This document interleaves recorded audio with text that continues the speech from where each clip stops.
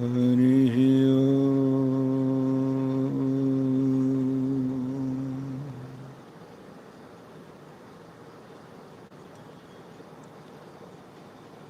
हरिः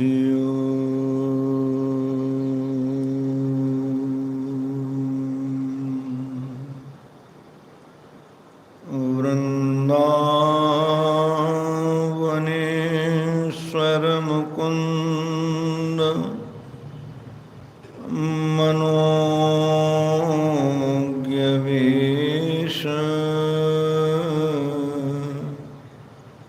बंसी विभूषितकराम्बुजपद्मनेत्र विश्वेशकेशव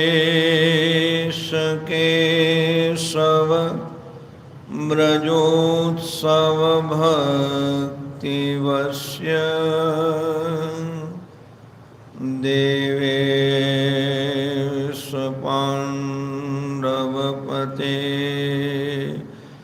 मम देहि दास्यम् पूर्णानन्ददया दृशादसदया शश्वत्प्रसादोदया ब्रह्मज्ञानविनोदया जनमनो मोदाय निःखेदया विश्वप्रेम विकासहासमुदया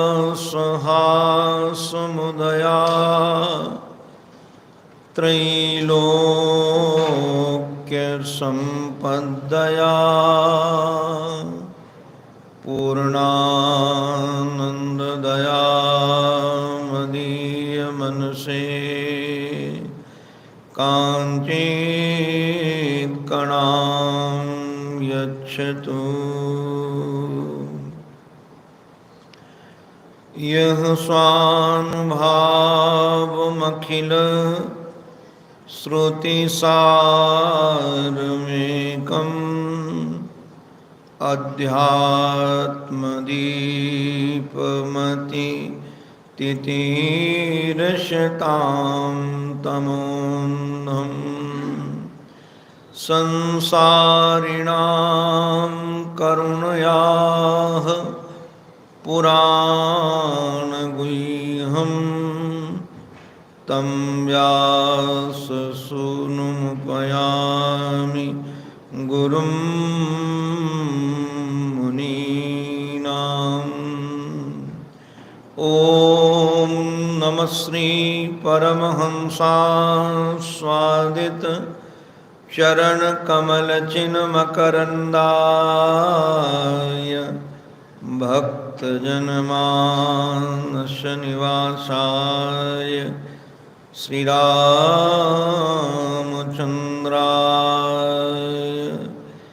वागीशायस्य वदने लक्ष्मीर्यस्य च वक्षसि यस्यास्ते हृदये संवित् तं नृसिंहमहं भजे। अखण्डानन्दबोधाय शिष्यसन्तापहारिणे सच्चिदानन्दरूपाय तस्मै श्री गुरवे नमः। गुरुर्ब्रह्मा गुरुर्विष्णुः गुरुर्देवो महेश्वरः गुरुः साक्षात् परब्रह्म तस्मै श्री गुरवे नमः। तस्मै श्री गुरवे नमः। श्रीमन्नारायण नारायण नारायण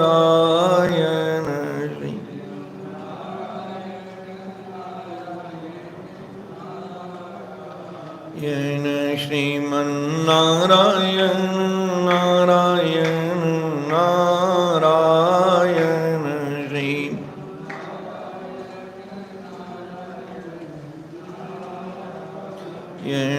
लक्ष्मी नारायण नारायण नारायण लक्ष्मी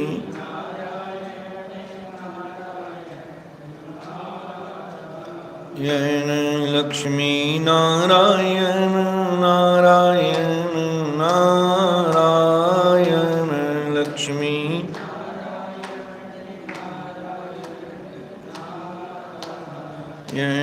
श्रीमन्नारायण नारायण नारायण श्री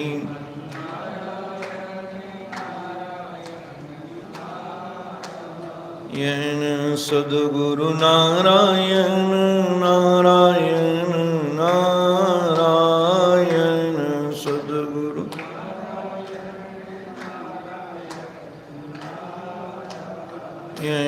सद्गुरु नारायण नारायण नारायण सद्गुरु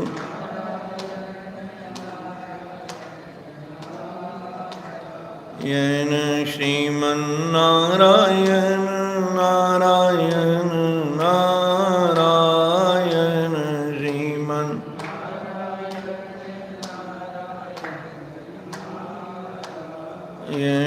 श्रीमन्नारायण नारायण नारायण श्रीमन्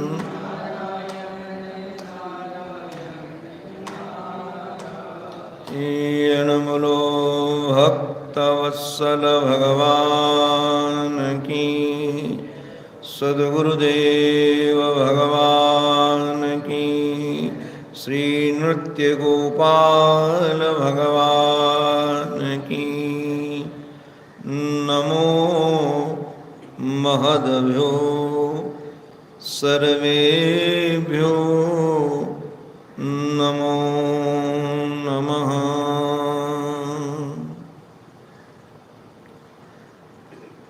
एकांत शांत वातावरण में नंदनंदन यशोदानंदन श्री कृष्णचंद्र अपने प्रिय सखा को निमित्त बना करके हम सबके कल्याण के लिए यह दिव्य उपदेश संदेश दे रहे हैं। भगवान प्रसन्न होकर श्री उद्धव जी महाराज के प्रश्नों का उत्तर दे रहे हैं। हमारे श्री उद्धव जी महाराज ने भगवान से कुछ प्रश्न किए। उद्धव जी महाराज कहते हैं, गुणेषु वर्तमानोपि देहेषु अनपावृतः गुणैन बध्यते। महाराज, गुणैन बध्यते देही बध्यते वा कथम विभो। महाराज, हमारा एक प्रश्न है। क्या प्रश्न है? ये गुणों के वर्तमान रहने पर, गुणेषु माने ये गुण, कौन कौन से गुण? इसमें अंतःकरण, इंद्रिय और विषय। अंतःकरण भी बना रहे और इंद्रियां भी बनी रहें, इंद्रियों के विषय भी बने रहें, और देह रहते हुए क्या वह मुक्ति की प्राप्ति हो सकती है? क्या आत्म प्राप्ति हो सकती है? अनपावृतः, क्या निरावरण हो सकता है? गुणैन बध्यते देही बध्यते व कथम विभो। ये गुणों का बंधन होता है कि गुण में रहने वाले देही का बंधन होता है। बंधन किसका है? कौन बंधन युक्त था जो बंधन मुक्त हुआ? और क्या शरीर रहते हुए, इंद्रियां रहते हुए, विषय रहते हुए, अंतःकरण रहते हुए व्यक्ति का बंधन मुक्त होना संभव है क्या? और यदि बंधन मुक्त होना संभव है तो आप कृपा करके हमको बताइए, कथम वर्तते विहरेत कैर्वा ज्ञायते लक्षणैः। जो मुक्त हो गया है वह कैसे बोलता है, कैसे चलता है? महाराज उसके क्या लक्षण है, उसका व्यवहार कैसा होता है? क्योंकि बंधन युक्त व्यक्ति और बंधन मुक्त व्यक्ति दोनों में फर्क तो होने चाहिए। क्योंकि यदि ज्ञानी के भी इंद्री रहेंगी, ज्ञानी का भी अंतःकरण रहेगा, ज्ञानी का भी शरीर होगा, तो वर्ताव निश्चित रूप से कुछ तो परिवर्तन युक्त होना चाहिए, जिससे पता चले कि इसको ज्ञान हो गया है और इसको ज्ञान नहीं हुआ है। कि केवल वाणी से मात्र से कहने से व्यक्ति मुक्त माना जाएगा। किम भुंजीतीत, महाराज वो कैसे भोजन करता है, कैसे इंद्रियों का भोग भोगता है, कैसे त्याग करता है, आप कृपा करके हमको बताइए। सचमुच में यह जानकारी हमारे जीवन में हो।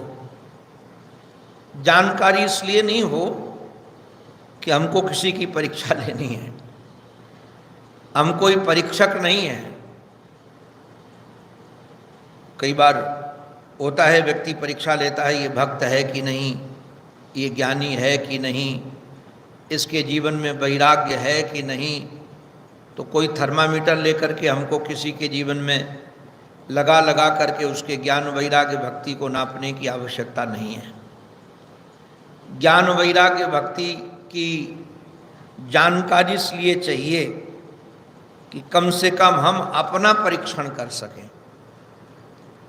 हमारे अंतःकरण में वैराग्य है कि नहीं, कहीं हम अपने को तो नहीं ठग रहे हैं। दूसरों को ठगना तो महाराज अलग बात है, लोग अपने को ही ठगते हैं। ज्ञानी के नाम पर अपने को ठगते हैं, भक्त के नाम पर अपने को ठगते हैं, निष्काम कर्म के नाम पर अपने को ठगते हैं। तो कम से कम अपनी पहचान हो सके, इसलिए इन लक्षणों का पता होना आवश्यक है। अगर अपनी पहचान ही न हो पाए तो नारायण पता ही नहीं चलेगा कि हम कहाँ जी रहे हैं। बाद में श्री उद्धव जी महाराज कहते हैं, एतद अच्युतम में ब्रूहि प्रश्नम प्रश्न विदाम्बर नित्य मुक्तो नित्यबद्ध एक एवेति में भ्रमः। हे अच्युत, भगवान श्री कृष्ण का नाम अच्युत भी है। वैसे तो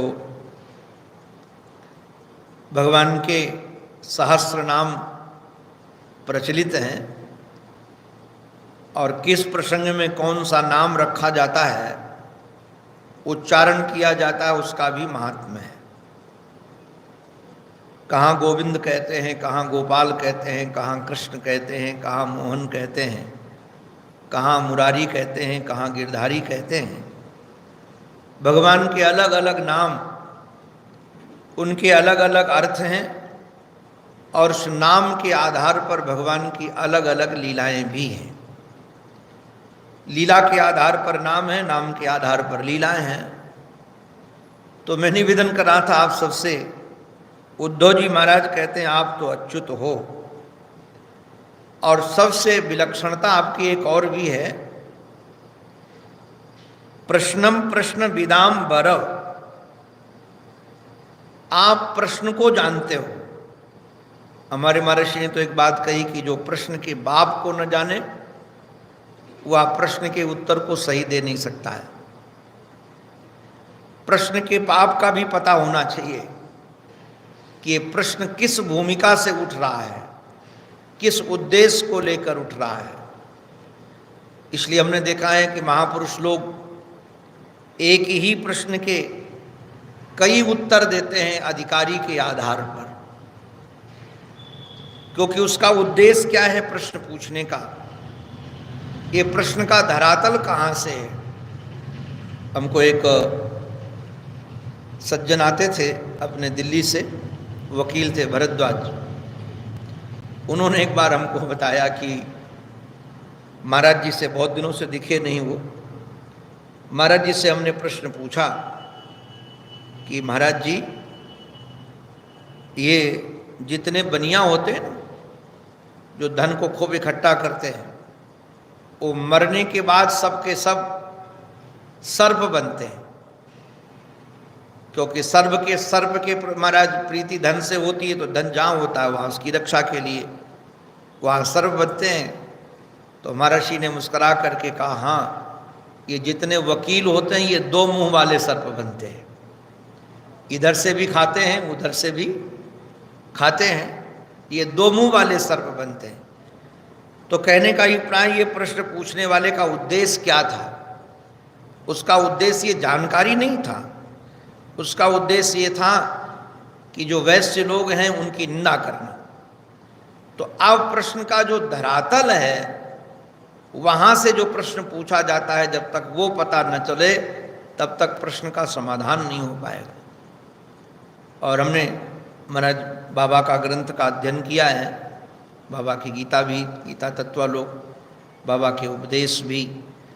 तो मैं उस प्रश्न की प्रणाली को देखता हूँ। बाबा से कोई प्रश्न करता है तो पूज्य श्री उड़िया बाबा जी महाराज प्रश्न का ही पेट फाड़ देते हैं पहले, और ऐसा समाधान करते हैं कि व्यक्ति मौन हो जाए, स्वाभाविक है।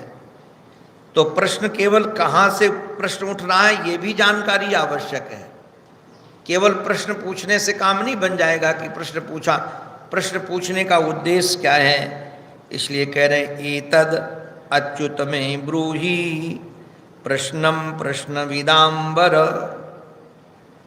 आप प्रश्न जानने वालों में श्रेष्ठ हैं, अर्थात प्रश्न का समाधान करने वालों में आप श्रेष्ठ हैं। भगवान जैसा प्रश्न का उत्तर देने वाला कौन मिलेगा, और भगवान जैसा प्रश्न का समाधान करने वाला महाराज कहाँ कहीं कैसे भी व्यासपीठ पर बैठकर प्रश्नों का उत्तर देना बहुत सहज है, किंतु रणांगन में जहाँ दोनों तरफ संकट ध्वनि हो चुकी है, युद्ध का आरंभ होने वाला है, वीर सज धज करके युद्ध के लिए तैयार हैं, किंतु वहाँ हमारे जीवन धन श्री कृष्ण गीता जैसे दिव्य ज्ञान का प्रवाह प्रवाहित कर देते हैं। ये श्री कृष्ण की विलक्षणता है। श्री उद्धव जी महाराज कहते हैं, आप प्रश्न जानने वालों में बर हैं, श्रेष्ठ हैं, अर्थात आप जैसे प्रश्न के रहस्य को जानने वाला, प्रश्न के उत्तर को जानने वाला कोई दूसरा नहीं है।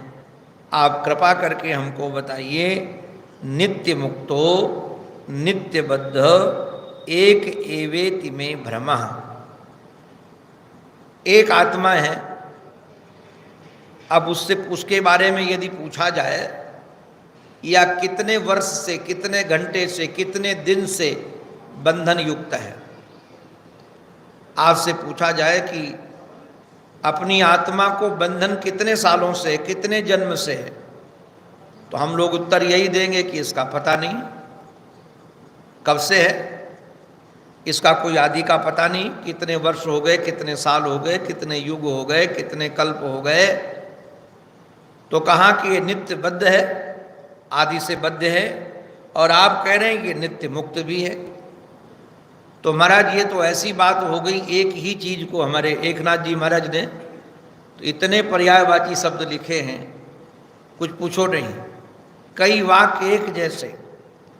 अरे भाई, एक को ही आप कह रहे नित्य मुक्त हैं और एक को कह रहे हैं कि महाराज नित्यबद्ध है। कोई कहे इसका पिता नहीं है, फिर बाद में कोई कहिए इसके पिता हैं। तो पहली वाली बात मानी जाए कि बाद वाली बात मानी जाए? आप कृपा करके हमको ये बात बताइए, आपके इसी चरणों में हमारी प्रार्थना है। हमारे श्री एकनाथ जी महाराज, आज मैं देख रहा था एक नाथ जी के द्वारा रचित एकादश स्कंद उन्होंने तो एक पेज में गुरु जी के लिए इतने दिव्य दिव्य संबोधन दिए हैं, इतने दिव्य दिव्य संबोधन दिए हैं, कुछ पूछो नहीं। आज हमारे श्री गोविंद इन प्रश्नों को सुन करके, जैसे प्रश्नों को सुना तो श्री कृष्ण बड़े प्रसन्न हो गए। आपको क्या कहें, जिसका जहां रमण होता है ना, उस विषय की यदि प्रश्न पूछा जाए तो निश्चित रूप से उसको बहुत आनंद आता है। सबका रमण का विषय अलग है। कोई किसी का संसार में रमण हो तो संसारिक प्रश्नों का किया जाए तो उत्तर देने में बड़ी कुशलता से वो देंगे, किंतु जिसका अध्यात्म में रमण हो, वो अध्यात्म संबंधी यदि उनसे प्रश्न किया जाए तो निश्चित रूप से वो प्रसन्नतापूर्वक उत्तर देंगे। हमारे जीवन धन श्री कृष्ण इन प्रश्नों का उत्तर देना प्रारंभ करते हैं और इन प्रश्नों के उत्तर में ही एकादश स्कंद का 11वां अध्याय प्रारंभ होता है। ये बद्ध और मुक्त के लक्षण इसमें बताए गए हैं। ये अध्याय बड़ा अद्भुत है तो महाराज इसमें केवल 49 श्लोक, किंतु एक से एक बढ़ कर के भाव हमारे जीवन धन श्री कृष्ण इसमें दिए। उद्धव जी महाराज का प्रश्न पुनः 2-3 श्लोकों में बीच में और है। इसमें पहले तो महाराज 10वें अध्याय के लास्ट में 3 श्लोकों में प्रश्न किया है, उसके बाद 26वें श्लोक से फिर प्रश्न है। अभी यहाँ श्री कृष्ण हमारे श्री भगवान वाच, भगवान श्री कृष्ण बोलना प्रारंभ करते हैं। बद्धो मुक्त इति व्याख्याता गुणतों में न वस्तुतः। बद्ध होना, मुक्त होना वास्तविक में दोनों नहीं है। ये गुणों में ही बंधन और मुक्ति है।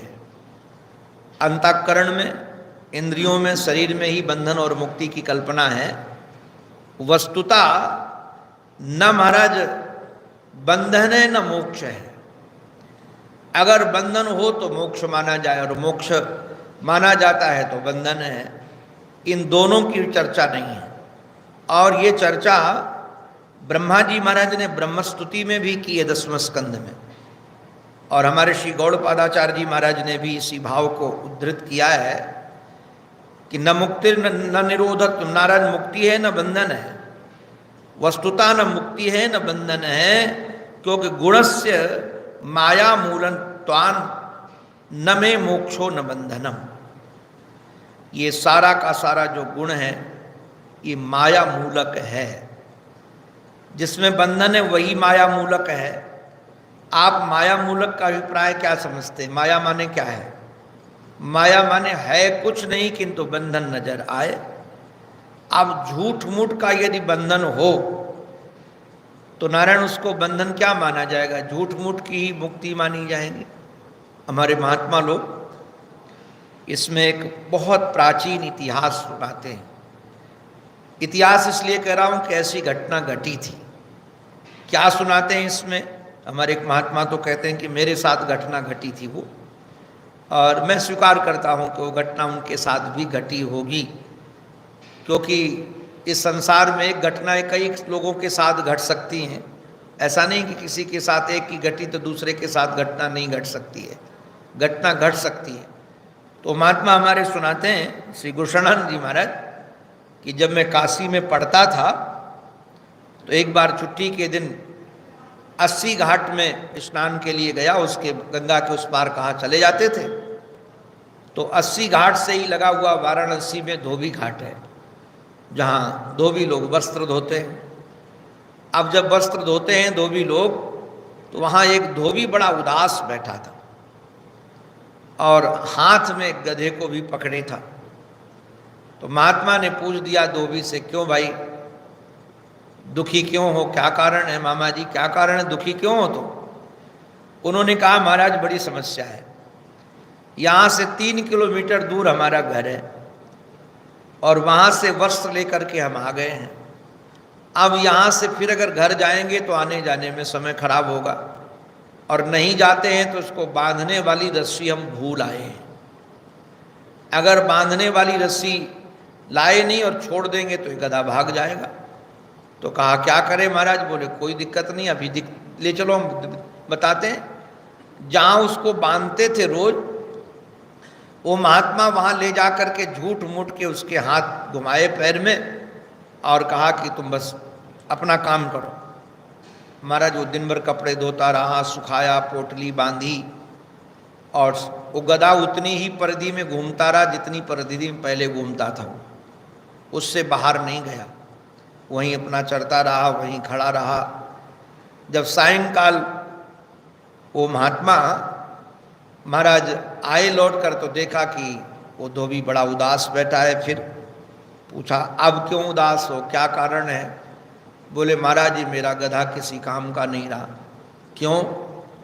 मारने पर भी चलता नहीं है, पैर ऊपर उठाता नहीं है।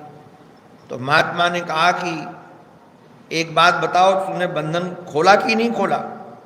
अरे बोले बंधन बांधा हो तो खोले, बंधन बांधा ही नहीं है। उन्होंने कहा जैसे झूठ मूठ के बंधन बांधा था वैसे झूठ मूठ के खोलो। जो महाराज झूठ मूठ के खोला तो तुरंत वो गधा भाग खड़ा हुआ। अभिप्राय आप लोग भी समझ जाना, ये जितने भी बंधन हमको समझ में आते हैं सब झूठ मूठ के ही बंधन हैं। एक महात्मा तो कहते थे हंस करके, यहाँ कोई है नहीं उस परंपरा का इसलिए कह देता हूँ। वो कहते थे कि जब ब्याह होता है तो पत्नी और पति में कपड़े में गांठ बांधी जाती, बंधन बांधा जाता है। अब महाराज वो बंधन झूठ मूठ का बंधन ऐसा बनता है कि जिंदगी भर का बन जाता है, और गधा फिर उतनी ही स्थान पर घूमता है जितनी दूर पर घरवाली घुमाती है। बंध गया फिर उतनी दूर पर ही घूमता रहता है। तो ये माया महारानी जितनी दूर तक घुमाती है बंधन युक्त जीव उतनी दूर तक घूमता रहता है। सच्ची बात तो ये है कि महाराज बंध और मोक्ष है ही नहीं। तो आप कहोगे बंध और मोक्ष है नहीं, तो ये मोक्ष की इतने बड़े बड़े शास्त्रों का वर्णन किया गया है। मोक्ष की प्राप्ति के लिए लोग कहते हैं पुरुषार्थ करो, बंधन युक्त महाराज हो, बंधन मुक्त हो जाओ, मोक्ष के लिए साधन करो, भजन करो, जीव बना हुआ है। तो क्यों किया जाता है? कारण क्या है इसके पीछे? नारायण इसके पीछे हेतु कुछ नहीं है, अज्ञान को मिटाना ही है। हमारे सहंसा राम तीर्थ एक बात बहुत अच्छी सुनाते थे। राम तीर्थ कि एक बार कहा कि मैं गंगोत्री जा रहा था। राम तीर्थ ने सुनाया कि मैं गंगोत्री जा रहा था तो एक गांव में पौड़ी गढ़वाल के लोग बड़े दुखित थे और रो रहे थे, और एक गुफा के सामने कुछ पशु बलि देने के लिए बैठे थे। तो पूछा क्या बात है? बोले इसमें कोई देवता रहता है, वो हमारे पशुओं को उठा ले जाता है, तो हम उसको बलि देकर के प्रसन्न कर रहे हैं, बलि देकर के प्रसन्न कर रहे हैं कि हमारे धन को नष्ट न करे। सहंसा राम तीर्थ ने विचार किया कि इसके अंदर कोई देवता रहता वहता तो है नहीं। उन्होंने विचार किया कि कोई न कोई जंगली जानवर होगा और वही ले जाता होगा, पशुओं को खा जाता होगा। अब इनको यदि कहेंगे कि जंगली जानवर है तो ये लोग मानने वाले है नहीं, क्योंकि इनकी दृष्टि में तो उस गुफा के अंदर कोई देवता है। उन्होंने कहा एक काम करो, पहले देवता के दर्शन करते हैं फिर देवता की पूजा करेंगे। अरे महाराज कैसे दर्शन होगा? बोले इसके अंदर चलते हैं। उन्होंने कहा नहीं, वो हमको ही खा जाएगा। बोले हम पहले चलते, पीछे तो हमारे चलो। सब लोगों ने महाराज मसाल जलाई, और मसाल जला करके हमारे सहंसा राम तीर्थ पहले चले, पीछे से लोग चलते चले। जलती हुई लकड़ी लेकर के जो गुफा के अंदर गए तो वहाँ कोई देवता नहीं था, वहाँ एक जानवर ही बैठा था। जैसे प्रकाश हुआ भागा, इन लोगों ने पीट पीट करके मार दिया। तो सहंसा राम तीर्थ कहते थे कि प्रकाश करने के बाद पता चल जाता है कि अंधेरे में जिससे हम डर रहे थे वो है क्या। ऐसे जीवन में ज्ञान होने से पता चल जाता है कि हम बंधन युक्त अपने को मानते थे, क्या सचमुच में बंधन युक्त हैं क्या? अरे सचमुच में बंधन युक्त हैं नहीं, केवल बंधन की कल्पना है, और एक दिन की कल्पना नहीं है। महाराज कितने दिन की कल्पनाएं हैं। हमारे श्री गोविंद कह रहे हैं, शोक मोहो सुखम दुखम देहापत्यश्च मायया स्वप्नो यथात्मनख्याति संस्थितिर्न तु वास्तवी। शोक और मोह, आप लोग इसको ध्यान रखना। शोक जब भी होता है तो भूत का होता है।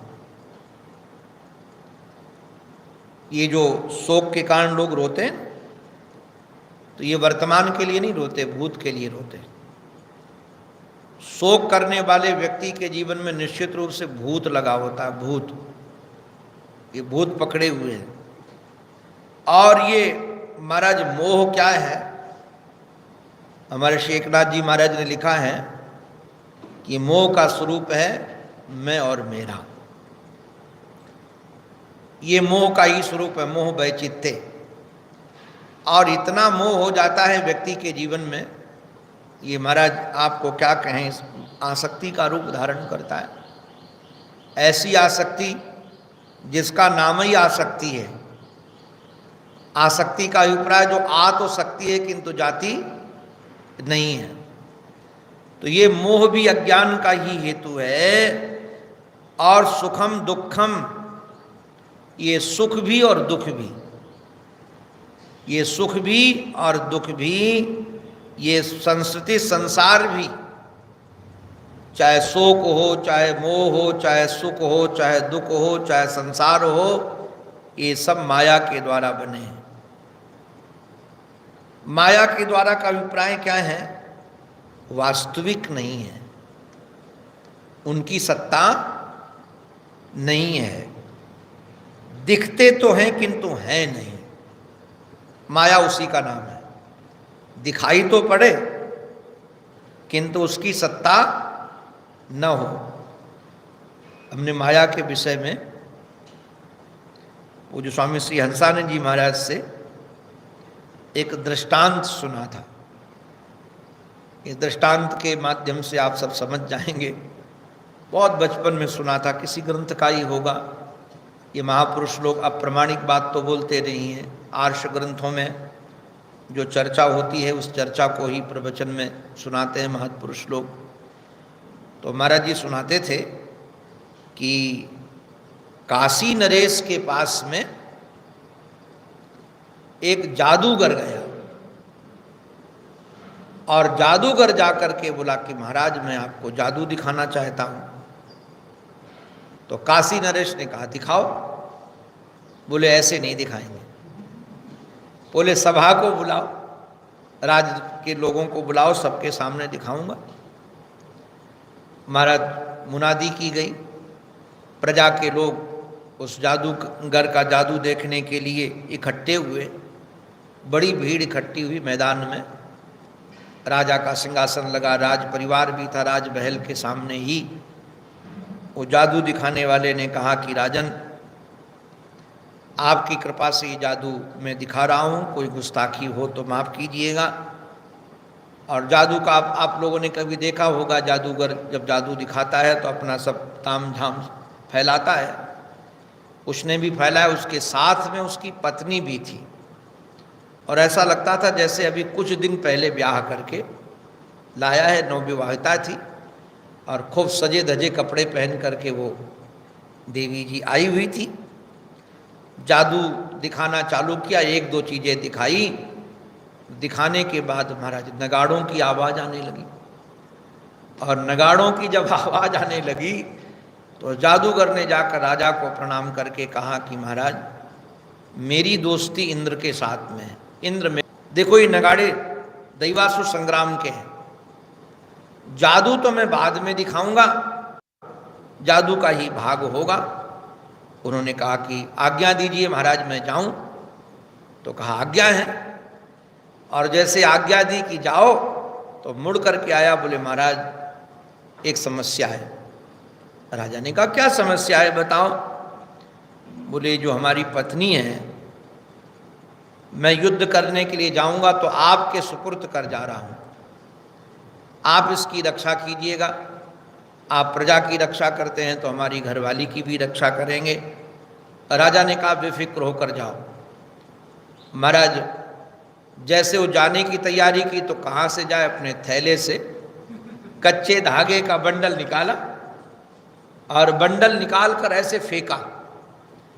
अब कोई आकाश में कोई पकड़ने का स्थान तो है नहीं, वो बंडल रुक गया वहाँ, धागा कच्चे धागे का। स्वामी जी कहते थे वो जादूगर उस कच्चे धागे को पकड़कर चढ़ गया। सब लोग देखते रहे कि वाह जादू, इसकी कमाल की जादू है। और वहाँ महाराज युद्ध की आवाज़ें, इसकी कमाल की जादू है। और वहाँ महाराज युद्ध की आवाज़ें आ रही थी। थोड़ी देर के बाद उसका हाथ कट करके नीचे गिरा। जो हाथ कट के नीचे गिरा तो पत्नी रोने लगी, हाय हाय हाय, मेरे पति का हाथ है, छाती से लगा लगा करके। अब लोग समझाने लगे कि ये तो जादू है। बोले जादू में हाथ थोड़ी कटता है। बाद में थोड़ी देर के बाद महाराज दूसरा हाथ गिरा, फिर गर्दन गिरी, फिर धड़ गिरा और वहाँ शोक का वातावरण आ गया। उसने तो रोते हुए राजा से कहा कि राजन, अब तो मैं जीवित नहीं रहूंगी, मैं सती स्त्री हूँ, बिना पति के रह कैसे सकती हूँ। आप कृपा कीजिए और लकड़ी की व्यवस्था कीजिए, चिता बनवा दीजिए, मैं अभी सती होना चाहती हूँ। राजा ने समझाया कि ये तो जादू का खेल है। तो बाद में लगा लोगों को कि सचमुच में जादू में शायद ये भी पाठ होगा। इशारा की गई, लकड़ी आ गई और लकड़ी में महाराज देखते देखते वो जल करके राख हो गई, चिता रख करके अपनी। और राख हो जाने के बाद लगा कि जादू का खेल क्या होगा, वो तो आया ही नहीं। सब लोग दुखी होने लगे। इतने में सभा समाप्त होने वाली थी, तब तक उसी धागे को पकड़कर नीचे आ गया वो। अब जैसे नीचे आ गया तो लोग आश्चर्य करने लगे कि पत्नी तो जल गई, चिता की आग अभी ठंडी नहीं हुई थी। और जैसे महाराज वो आकर खड़ा हुआ, राजन आपकी कृपा से मेरा मित्र जीत गया, इंद्र विजयी हुए और मैं आपकी कृपा से आ गया। तो लोग प्रश्न करने लगे, इसी का हाथ था, इसी का सर था, इसी का सब मामला था और ये जलकर राख हो गया है, कैसे आ गया। इतने में कहा कि राजन, आपके चरणों में मैंने अपनी पत्नी समर्पित की थी, हमारी पत्नी कहाँ है। उन्होंने कहा जादू के कारण वो तो जलकर राख हो गई। बोले ऐसे कैसे हो सकता है, वो हमारी पत्नी है, जादूगर की पत्नी है, उसको पता था कि मैं जादू दिखा रहा था, वो नाश कैसे हो सकता है उसका, ये संभव ही नहीं है, हो ही नहीं सकता है। उसने कहा कि नहीं नहीं सच्ची बात है। बाद में उस जादूगर ने कहा राजन, लगता है आपका मन मेरी सुंदर स्त्री पर आ गया और आपने अपने महल में हमारी सुंदर स्त्री छुपा रखी है। लोगों को लगा ये जादूगर की इतनी हिम्मत, राजा पर ये आक्षेप कर रहा है। महाराज कुपित होने लगे। उसने कहा आप कुपित न हो, आप कहो तो मैं अभी आपके महल से बुला देता हूँ, आपके महल में है। राजा ने कहा सबके सामने जली तो बोले बुलाने में क्या दिक्कत है, जब जल गई तो कहाँ से आएगी, और होगी तो आ जाएगी। तो हमारे स्वामी जी महाराज बड़े विनोद में कहते थे, स्वामी जी उसी भाषा में बोलते थे। महाराज उसने बुलाया, ओ छम्मक छल्लो, उसका नाम छम्मक छल्लो था। ओ छम्मक छल्लो। महाराज राज वस्त्र पहने हुए वो स्त्री, जैसे रानी महारानी पहनती हैं, नख से सिक तक श्रृंगार किए हुए राज परिवेश में, और महाराज क्षमा छम करती हुई आ गई। देखकर आश्चर्य हुआ कि ये तो जल गई थी, कहाँ से आ गई। तो स्वामी जी महाराज कहते थे इसी का नाम माया है। हो न कुछ और दिखाई दे सब कुछ। अब जरा विचार करो, कुछ भी नहीं हुआ था। आप कल्पना करके देखिए, क्या कच्चे धागे में कोई व्यक्ति चढ़ सकता है ऊपर, और ऊपर कोई स्थान है आकाश में जहां जाकर के युद्ध करेगा वो? ऐसा कुछ नहीं है। किंतु चढ़ गया, पत्नी जल गई, किंतु पत्नी आ गई। न होने पर भी सब कुछ नजर आता है, और ऐसे ही महाराज संसार न होने के बाद भी सब कुछ नजर आता है। व्यक्ति को शोक भी होता है, व्यक्ति को मोह भी होता है, व्यक्ति को सुख भी होता है, व्यक्ति को दुख भी होता है, व्यक्ति के शरीर का जन्म भी होता नजर आता है और उसका नाश होता भी नजर आता है। उत्पत्ति भी और नाश दोनों नजर आते हैं। कितने शरीरों को जलाया दफनाया महाराज, कितने बच्चों के जन्मों की सूचना सुनी, ये सब की सब माया है। उदाहरण बोले कि महाराज आपने कभी ऐसी माया देखी है कि हो कुछ न और दिखाई दे सब कुछ। पहले हमको महाराज एक बात लगती थी, स्वप्न से बहुत परेशान थे। स्वप्न आते हैं तो थकान और हो जाती है, नींद पूरी नहीं होती, और स्वप्न आते भी बहुत थे। तो मैं कई बार ठाकुर जी को कहता था, ये फालतू में स्वप्न काहे को बनाया है, इससे कौन प्रयोजन की सिद्धि होती है? न नींद पूरी होती है महाराज, न थकान मिटती है, समय और खराब होता है। ये किसका कोई प्रयोजन? बाद में जब महाराज ये ग्रंथों का अध्ययन करने लगा तो मुझे लगा कि जगत को झूठा सिद्ध करने के लिए यदि स्वप्न न होता तो कोई अनुभव में बता नहीं पाता कि जो दिखता है वो सचमुच में झूठा है। तो उदाहरण के लिए भगवान ने एक नई सृष्टि का ये सृजन किया, नई चीज बना दी जिसका नाम स्वप्न है, जो सबको आता है, हमको भी आता है, आपको भी आता है। अब उस स्वप्न के उदाहरण को समझने लायक है। हमारा स्वप्नो यथा आत्मन ख्याति संस्थितिर्न वास्तवी। देखो, हमने गुरुजनों से सुना है कि जिस नस में ये स्वप्न नजर आता है वह बाल के 1000 भाग के से जी ज्यादा पतली है, वो सुषुम्ना नाड़ी जिसमें स्वप्न नजर आता है। आप कभी विचार करिए, उसमें हाथी भी दिखते हैं, घोड़ा भी दिखता है, सागर भी दिखता है, हिमालय भी दिखता है, मित्र भी दिखता है, दुश्मन भी दिखता है। और जिस समय हम स्वप्न देखते हैं उस समय क्या झूठा नजर आता है? ऐसा लगता है कि यथार्थ घटना घट रही है, उसमें कहीं भी मिथ्यात्व का बोध नहीं होता है। कई लोगों को तो महाराज होता है, स्वप्न देखते समय ध्यान आ जाता है कि स्वप्न देख रहे, इस समय मैं स्वप्न देख रहा हूं। किंतु स्वप्न का जो जगत है, आप बताइए वहां कोई मटेरियल है? वहां का जो सागर दिखता है वो सागर का जल होता है वहां? वो हिमालय दिखता है तो क्या वहां बर्फ होती है? मित्र दिखता है तो क्या मित्र होता है? दुश्मन दिखता है तो क्या दुश्मन होता है? अपना घर, अपना द्वार, अपने सब दिखते हैं। हमको तुम्हारे स्वप्न में बहुत बार कथा करते हुए दिखते हैं, लाखों की भीड़ है, अपने राम कथा कर रहे हैं, जागने पर एक भी श्रोता नहीं मिलता, अपने राम बस बिस्तर पर होते। तो कहने का ही प्राय ये है कि सारे के सारे वहां श्रोता और वक्ता और वो मंच, वो स्थान, ये सब मन ही बना होता है। मन ही महाराज स्वप्न बनता है और मन ही उसको देखता है। अच्छा, कमाल की बात यह है, आप विचारने लायक बात है, ये आंखें बंद होती हैं कि नहीं बंद होती? किंतु कौन किन आंख से वो देख लेता है? आंखें भी बन जाता है जी। ये कान तो यहीं बंद होते हैं, किंतु कान भी उसके पास होते हैं, शब्द भी सुनाई पड़ता है, गंध भी, सब इंद्री बन जाता है जी। सब का सब कमाल की बात है महाराज, इससे बड़ा जादू क्या होगा? है कुछ नहीं, किंतु सब कुछ नजर आता। एक सज्जन चश्मा लगा के सो जाते थे, तो उनकी घरवाली ने कहा, क्यों जी, चश्मा उतार दो।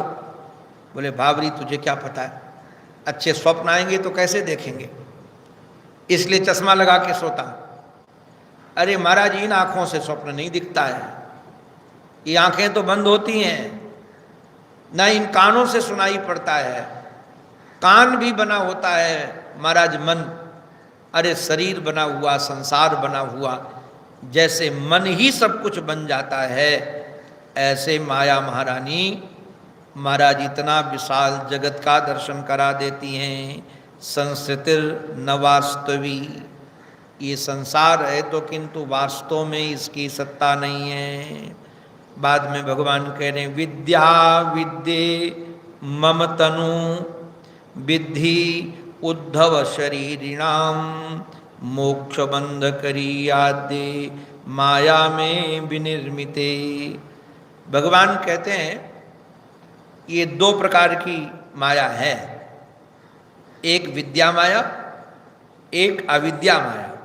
विद्या विद्ये मम तनु, ये भगवान की छाया है जी, भगवान की ही माया है। एक विद्या है, एक अविद्या है। अब जो अविद्या रूपी माया है वह इस शरीर का सृजन करती है, संसार का सृजन करती है उद्धव।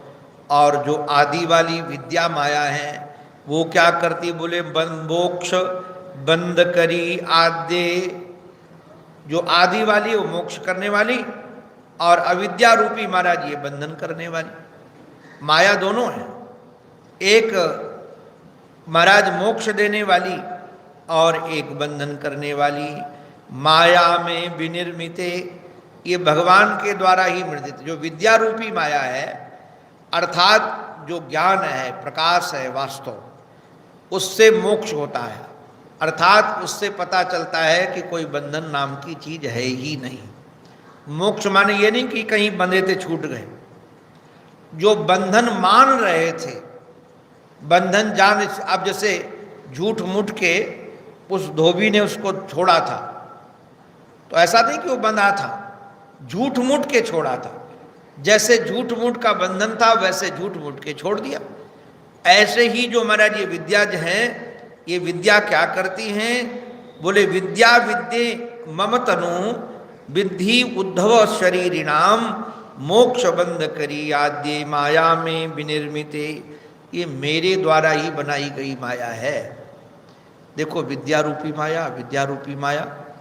अविद्या भी भगवान के द्वारा ही बनाई गई है।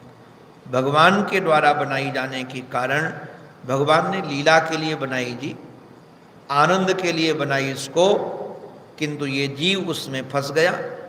और इसीलिए कहा एकस्यैव ममांसस्य जीवस्यैव महामते बंधो शाद अविद्यान निर्विद्यांच तथे नरः। भगवान कह रहे हैं कि भैया ये जो मोक्ष बंधन करी आद्य, ये मोक्ष देने वाली अर्थात बंधन मुक्त कराने वाली जो माया है वह विद्या है। बाद में भगवान ने एक बात कही, कहा ये जीव भी मेरा ही अंश है। तुलसीदास जी महाराज ने इसी का वर्णन किया है, ईश्वर अंश जीव अविनाशी चेतन अमल सहज सुख राशि। देखो भाई, जड़ का जो अंश होता है ना, जड़ से अलग हो जाता है, खंड खंड है। और ईश्वर का जो अंश है वो खंड खंड नहीं, अलग नहीं है। वो ईश्वर का अंश अलग नहीं है, अंशी से ही जुड़ा हुआ है, वह कभी अलग नहीं हो सकता है। तो ये निश्चित रूप से भगवान का ही अंश है, किंतु भगवान का अंश होने के बाद एक को बंधन होता नहीं और एक को बंधन होता है। कारण क्या है? ईश्वर को बंधन नहीं है, किंतु जिसका ये अंश है उसको बंधन महसूस होता है। उसका कारण क्या है? जीव ईश्वर बंधन युक्त कभी नहीं होता है और जीव बंधन युक्त हो जाता है। बाद में गुरु की कृपा से बंधन मुक्त होता है। बंधन युक्त होने के बाद तो ये कैसे बंधन युक्त होता है, जिसको बाद में बंधन मुक्त किया जाता है, उसकी चर्चा भगवान यहाँ करेंगे। क्रमशः हम लोग उसकी चर्चा क्रमशः सुनेंगे। अंत में अपने आराध्य के पावन चरणों में हमारी यही प्रार्थना, हमारी मति, हमारी रति, हमारी गति एकमात्र आराध्य के चरणों में बनी रहे।